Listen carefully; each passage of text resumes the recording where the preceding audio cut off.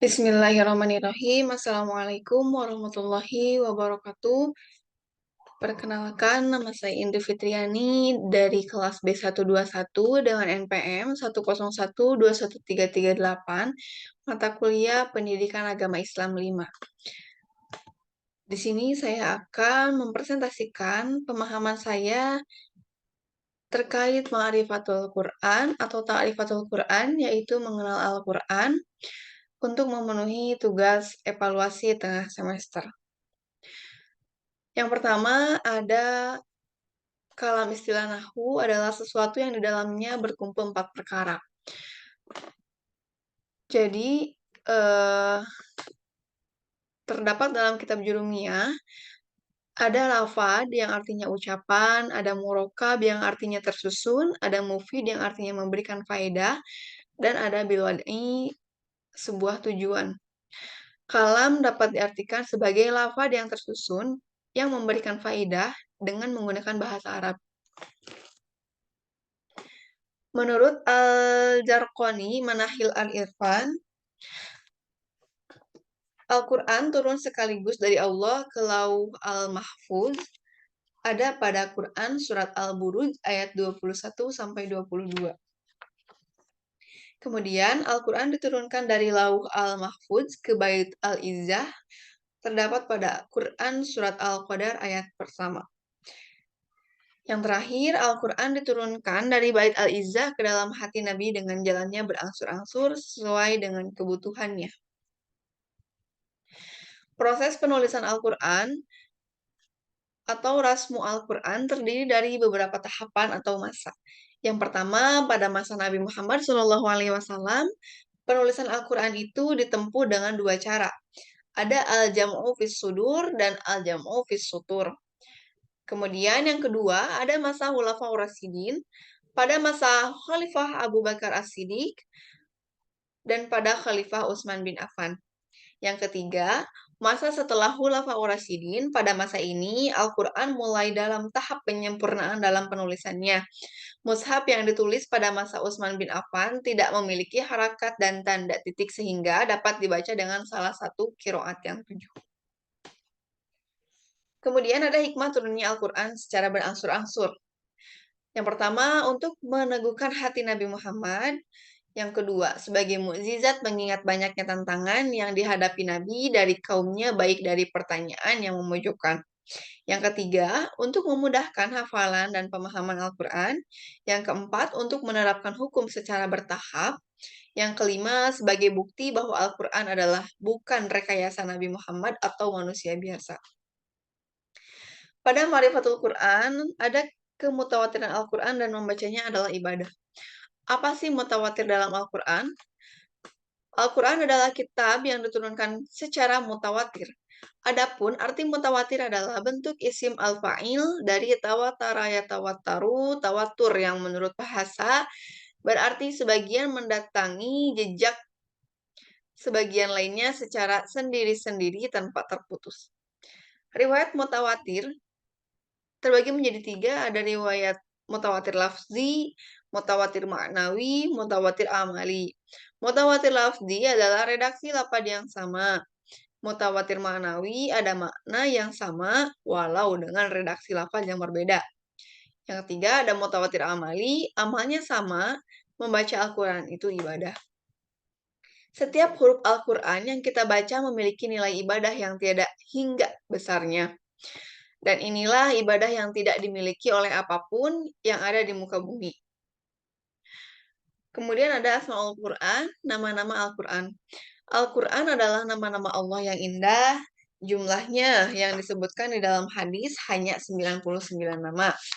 Tetapi di dalam Al-Quran terdapat nama-nama Allah selain ke-99 nama tersebut. Asma berarti nama penyebutan, dan husna berarti yang baik atau yang indah. Jadi Asmaul Husna adalah nama-nama milik Allah yang baik lagi indah. Asmaul Husna secara harfiah adalah nama-nama sebutan gelar Allah yang baik dan agung sesuai dengan sifat-sifatnya. Nama-nama Allah yang agung dan mulia merupakan suatu kesatuan yang menyatu dalam kebesaran dan kehebatan milik Allah. Secara harfiah, nama-nama sebutan gelar Allah yang baik dan agung berikut ini ada nama-nama Al-Quran. Ada Alkitab. Alkitab secara bahasa berarti al-jamu atau mengumpulkan. Menurut Asyuyuti dinamai Alkitab karena Al-Quran mengumpulkan berbagai macam ilmu, kisah, dan berita. Terdapat pada Quran surat Al-Baqarah ayat 2. Kemudian yang kedua sebagai petunjuk atau Al-Huda. Sesuai dengan fungsi Al-Quran dan peranan Al-Qurannya ini memberi petunjuk, tuntunan, panduan, pedoman, serta arahan bagi seluruh umat muslim. Terdapat pada Quran surat Al-Baqarah ayat 2 dan 185. Kemudian yang ketiga adalah rahmat. Nama lain Al-Quran yang perlu diketahui lainnya adalah Ar-Rahmat. Nama ini memiliki arti rahmat yang seperti terdapat dalam Al-Quran surat Al-Imran ayat 138. Kemudian yang keempat ada cahaya atau An-Nur. Nama lain Al-Quran ini tertuang dalam Al-Quran surat Al-Maidah ayat 15-16 yang artinya, wahai ahli kitab, sungguh Rasul kami telah datang kepadamu, menjelaskan kepadamu banyak hal dari isi yang kamu sembunyikan dan banyak pula yang dibiarkannya. Sungguh telah datang kepadamu cahaya dari Allah dan kitab yang menjelaskan. Kemudian yang kelima ada ruh. Al-Quran disebut ruh menurut Muhammad Sulaiman Abdullah Ash-Shakkor dalam Zubdatu Tafsir karena Al-Quran memberikan petunjuk kepada manusia di dalamnya terdapat kehidupan dari kematian dan kekafiran. Terdapat dalam Quran Surat Asy-Syura ayat 52. Kemudian yang keenam, ada obat atau dawa atau asyifa. Karena di dalam Al-Quran terdapat obat bagi segala penyakit keraguan, kemusyrikan, kemunafikan, syahwat, dan subhat. Termasuk pula semua penyakit jiwa yang mengganggu ketentraman manusia seperti putus harapan, lemah pendirian, mempertuturkan hawa nafsu, dan menyembunyikan rasa hasad dan dengki terhadap manusia. Terdapat pada Quran surat Yunus ayat 67. Kemudian yang ketujuh ada kebenaran. Quran surat Al-Baqarah ayat 147. Al-Quran disebut sebagai Al-Haq karena Al-Quran mengandung kebenaran yang tiada ada keraguan sama sekali di dalamnya. Al-Quran mengungkapkan bukti-bukti keesaan Allah dan kerasulan Muhammad SAW. Kemudian yang ke-8 ada penerangan. Terdapat pada Quran surat Al-Imran ayat 138 yang artinya inilah Al-Quran, suatu keterangan yang jelas untuk semua manusia dan menjadi petunjuk serta pelajaran bagi orang-orang yang bertakwa.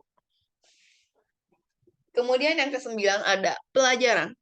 Al-Quran disebut sebagai Al-Mau'izoh atau pelajaran karena Al-Quran mengandung pelajaran-pelajaran yang indah yang dapat memperbaiki akhlak dan amal perbuatan manusia. Terdapat pada Quran surat Al-Imran ayat 138 dan Al-Qamar ayat 17 dan 22. Kemudian yang ke-10 ada sebagai berita gembira. Al-Bushra memiliki arti berita gembira. Nama lain tersebut menjadi keistimewaan Al-Quran dan tertulis dalam Al-Quran surat An-Nahl ayat 89. Kemudian yang terakhir ada sebagai pengingat.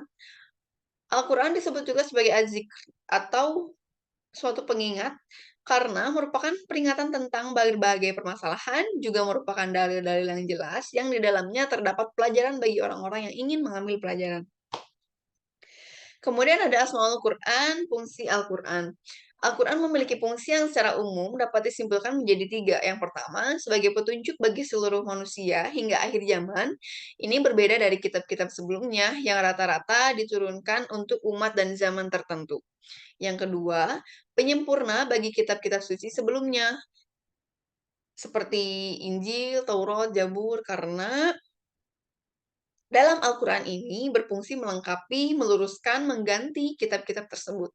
Yang ketiga, sebagai sumber pokok ajaran agama Islam yang baik dan masalah akidah atau keyakinan, syariah, ibadah, dan muamalah dan akhlak. Dari sebagian nama-nama Al-Quran tergambar kepada umat muslim, yaitu Makanatul Quran atau kedudukan Al-Quran sebagai pedoman hidup yang begitu lengkap. Di antaranya sebagai berikut. Al-Quran adalah kitabun naba'i wal khobar, sebagai kitab berita dan khobar. Kemudian Al-Quran sebagai kitabul hukmi wasyariah, sebagai hukum dan syariah. Al-Quran adalah kitab jihad sebagai kitabnya jihad. Yang keempat, Al-Quran adalah kitab tarbiyah sebagai kitab pendidikan. Yang kelima, Al-Quran sebagai minhajul hayah, pedoman hidup. Kemudian yang keenam, Al-Quran sebagai kitabul ilmi, kitab ilmu pengetahuan, yang dimana memberikan petunjuk dan nilai-nilai yang berkaitan dengan sains dan penting untuk menggunakan teknik yang tepat untuk memahami maknanya yang lebih dalam sebagai dasar dari pengembangan pengetahuan dan teknologi. Kemudian ada muqtada al-iman bil Quran, tuntutan iman kepada Al-Quran. Yang pertama, belajar dan mengerjakan serta membacanya. Keimanan dapat mengandung beberapa konsekuensi al-ansubihi, akrab dengannya. Cara keakraban Al-Quran itu yaitu dengan melakukan interaksi yang intens dengan Al-Quran, dengan cara ta'alamuhu, mempelajarinya, taklimuhu mengerjakannya, kemudian tilawatan membacanya agar sesuai dengan makhraj dan tajwidnya. Kemudian yang kedua, memahami dan mentadaburi isinya adalah sebuah keniscayaan karena ia adalah kitab petunjuk kehidupan bagi orang-orang yang beriman. Oleh karena itu, Allah Ta'ala mengancam kepada orang-orang yang tidak mau tadabur atau memperhatikan Al-Quran.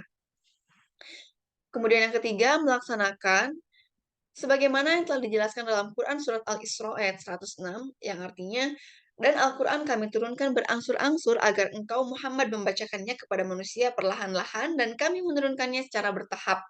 Selain membaca dan mempelajarinya, ciri keakraban dengan Al-Quran yang lain adalah berupaya mengamalkannya dalam kehidupan sehari-hari. Kemudian yang keempat, menghafal dan mempeliharanya. Sesungguhnya Al-Quran Al-Karim ini membutuhkan penjagaan atau murojaah dan banyak membacanya karena Al-Quran ini lebih cepat terlepas melebihi unta dari ikatannya. Hadis riwayat Al-Bukhari. Muqtada al-iman bil Quran, tuntutan iman kepada Al-Quran yang pertama mentarbiyah diri dengan Al-Quran. Manusia adalah makhluk kepercayaan Allah untuk menjadi pemimpin alam. Pemimpin tidak akan menjadi pemimpin yang baik jika tidak dilandasi dengan pemahaman yang penuh akan keinginan Allah. Untuk itulah Al-Quran hadir sebagai kitab petunjuk akan apa yang mesti manusia lakukan untuk menjadi pemimpin yang baik. Untuk itu, manusia haruslah selalu mentarbiyah dirinya sendiri dengan pemahaman Al-Quran. Manusia harus juga menjadi hamba yang baik bagi Allah, bukan hamba bagi Tuhan-Tuhan yang lain. Al-Quran adalah sumber tarbiyah yang sebenarnya. Kemudian yang kedua, menerima dan tunduk dengan hukumannya. Hukum-hukum yang diturunkan oleh Allah dalam Al-Quran adalah untuk kebaikan manusia itu sendiri, bukan untuk kepentingan Allah, karena Allah paling tahu akan posisi manusia sebagai makhluk yang lemah yang senantiasa selalu tergoda oleh hawa nafsu dunia. Apalagi dengan hadirnya iblis dan pasukannya selalu menggoda manusia. Yang ketiga, menyeru orang kepadanya. Manusia diciptakan bukan seorang diri, tapi bermasyarakat. Dan kebaikan yang diinginkan oleh Allah adalah kebaikan untuk semua manusia. Tidak ada konsep individualisme dan dalam Islam. Olehnya, Allah mengutus para nabi untuk mengajak manusia kepada kebaikan dan itulah tanggung jawab muslim sekarang. Menyeru manusia untuk kembali kepada Allah, menyeru manusia untuk kembali kepada Al-Quran. Yang ketiga, menegakkannya di muka bumi. Sebagaimana Allah menuntut manusia sebelum umat Islam untuk mendirikan agama, maka bagi umat Islam tuntutan itu juga berlaku. Tuntutan itu tidak pernah padam selama Al-Quran masih ada di muka bumi. Mungkin cukup sekian presentasi atau materi sesuai pemahaman yang bisa saya sampaikan.